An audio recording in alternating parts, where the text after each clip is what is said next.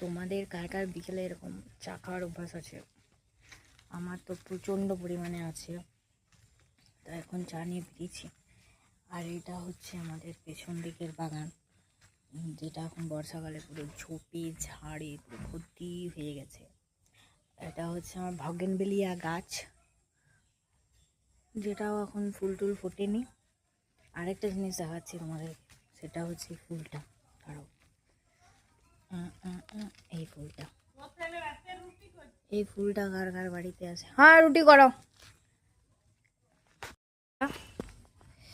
এই ফুলটার নাম কে কে বলতে পারো?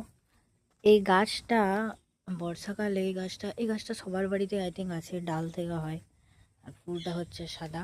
এই ফুলটা দিয়ে খুব ভালো ফটোশ্যুট করা যায়। এটা হচ্ছে আমাদের বাগান। একটা কাঁঠাল ধরেছিল, কাঁঠাল পেড়ে খাওয়া হয়ে গেছে, পুরো ঝোপ ঝাড় হয়ে আছে। সাপ বলতে পারো এখন এই মুহূর্তে নেই, কিন্তু কিছুদিন আগে এখানে একটা সাপ বেরিয়েছিল, যেটা বাড়ি অবধি চলে গেছিলো। এই হচ্ছে আমার লাল চা বিকেলের। আর এইটুকুই। বর্ষাকালে না দেখতে ভালো লাগে বলো। আর আমাদের নারকেল গাছে কত নারকেল ধরেছে, দেখো প্রচুর নারকেল ধরেছে। এখন ডাব আছে, কিছুদিন পর নারকেল হবে। সাইডে দেখতে পাবে যে নারকেলও আছে। সেটাই ছিল আমার বাড়ির একটা ছোট্ট। তোমাদের কার কার বাড়িতে এত গাছ আছে সেটা জানাবে।